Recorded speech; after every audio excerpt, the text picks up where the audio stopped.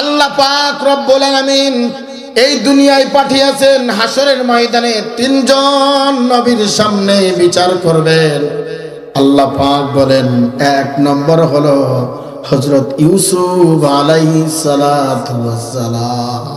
লেখালেন জীবন্ত, সারা জীবন্ত বয়ান শুনেছে, আজকে লেখালেন তিনজন নবীর সামনে হিসাব নেবে। এক নম্বর হলো হযরত ইউসুফ আলাইহিস সালাতু ওয়াস সালাম। দ্বিতীয় নম্বর নবী হলো হযরত সুলাইমান আলাইহিস সালাতু ওয়াস সালাম।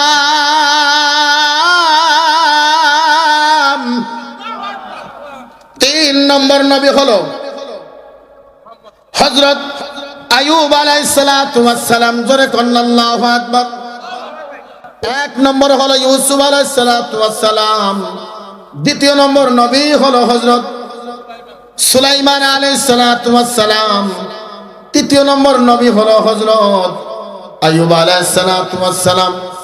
আল্লাহ পাক রব্বুল আলামিন বান্দাকে বলবে, আই বান্দা তুমি কেন আমার গোলামি করো নাই?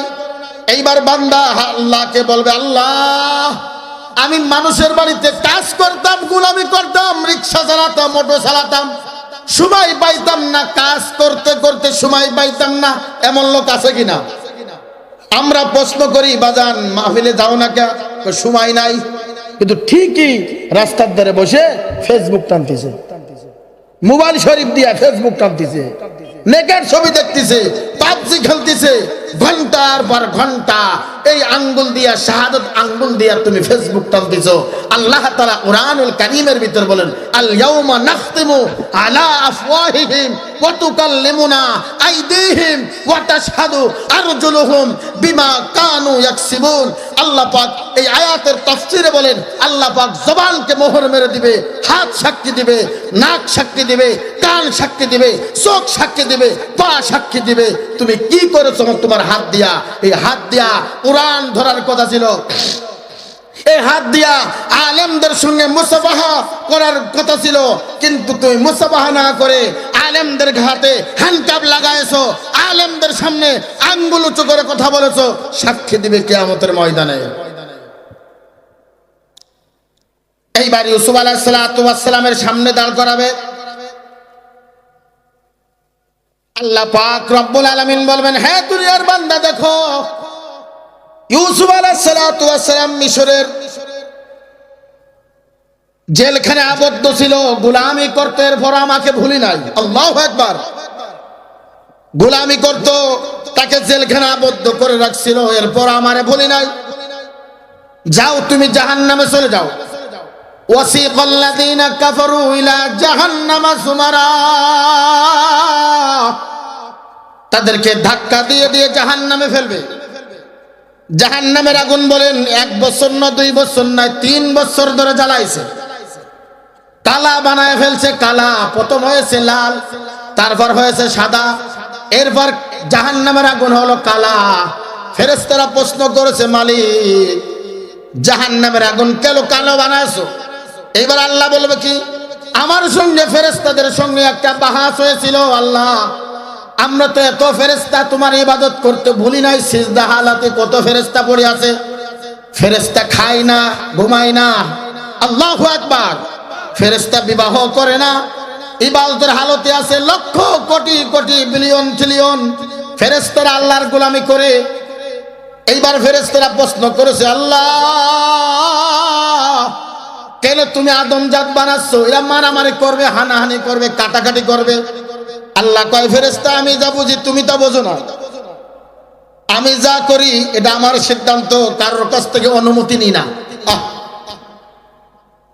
আল্লাহ পাক রব্বুল আলামিন বলেন, এই আদম জাতকে বানায়া আমি কত সুন্দর করে ঘুরাইয়া ফিরাইয়া খাওন দিলাম, টাকা দিলাম, পয়সা দিলাম, চোখ দিলাম, নাক দিলাম, কান দিলাম। আল্লাহ পাক রব্বুল আলামিন এক একটা চোখে 13 কোটি ক্যামেরা আল্লাহ দান করেছে। সুবহানাল্লাহ বলেন না? আমরা একটা ক্যামেরার পাগল। আইফোন যদি কেউ থাকে 34 না কি 4 না 54, 1.5 লাখ 2 লাখ টাকা দাম, আর মানুষে দেখায়, কানে নাই, মোবাইল রিংটোন আসি নাই, ফোন আসি নাই, কানে নেই, কয় হ্যালো, মানে দেখায় আমার আইফোন আছে, হ্যাডামগিরি দেখায়। 1.5 লাখ টাকার ক্যামেরা, ক্যামেরা একটা দুইটা তিনটা 200-250 মেগাওয়াট ক্যামেরা। আল্লাহ কয়, ও বান্দা, দুনিয়ায় আইফোনের পাগল হইয়া আমি আল্লাহ পাক রব্বুল আলামিন এক একটা চোখে 13 কোটি ক্যামেরাওয়ালা পাওয়ার আমি দান করেছি। দুইটা চোখে কয় কোটি? 13 দুগুণী 26 কোটি। কে দিয়েছে? জোরে কর না, কে দিয়েছে? কয়দিন মেডিসিন লাগাইছেন, কয়দিন গ্রিস লাগাইছেন রে বাজান? আল্লাহ পাক রব্বুল আলামিন ইউসুফ নবীর দাঁড় করাই দিবেন। গরিব লোকের বাহানা চলবে না। গরিবরা বলবে রিকশা চালাইতে চালাইতে খবর হয়ে গেছে, নামাজ পড়তে পারি নাই। ওই দেখো ইউসুফ নবীরে দেখো গোলামি করেছে, এরপর আমারে ভুলি নাই, যা দূর হয়ে যা, চৌকান চৌকা, সামনের থেকে সরে যা। এইবার ধনীকে ডাকবে ধনী।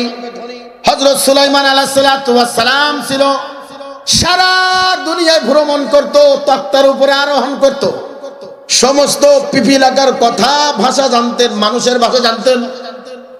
হযরত সুলাইমান আলাইহিস সালাতু ওয়াস সালামকে বলবে, ও সুলাইমান দাঁড়াও।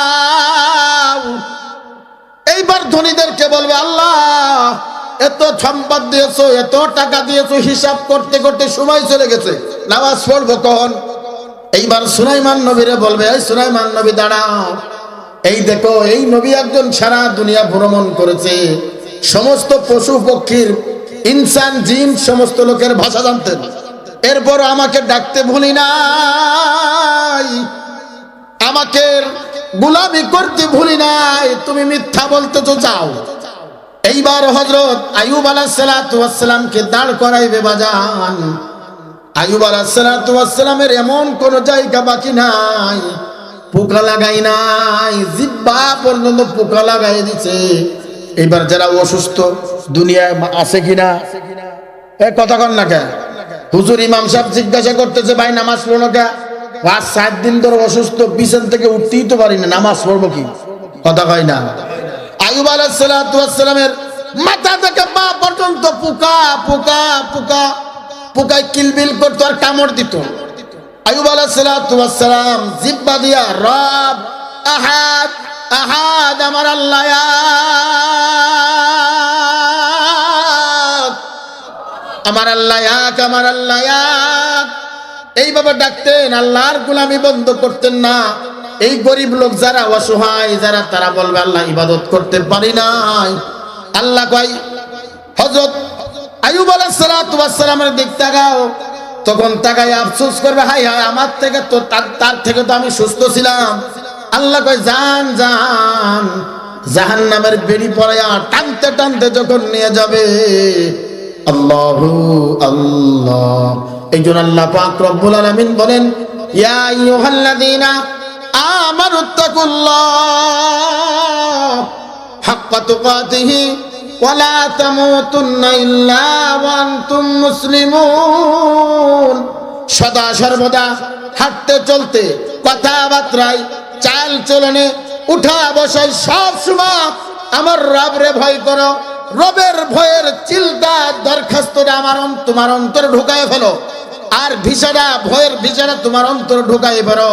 আল্লাহ পাক রব্বুল আলামিন সব থেকে দামি বানায় দিবে যারা সদা সর্বদা আল্লাহকে ভয় করে। কিতাবের ভিতর আছে, আল্লাহর নবীর একজন সাহাবী, তার নাম হলো বিলাল। নাম কি? জোরে কন্যা নাম কি?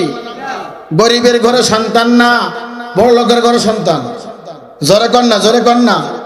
এমন গরিব, গোলাম জাদা গোলাম,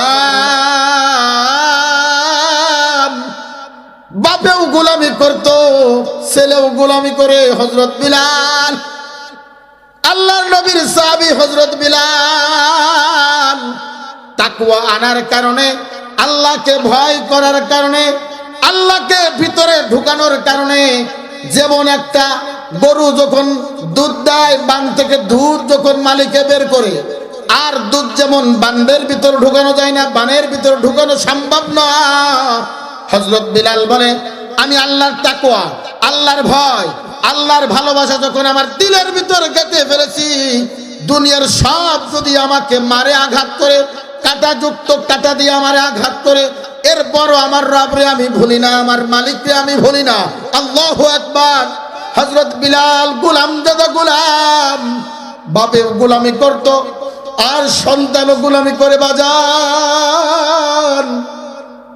একদিন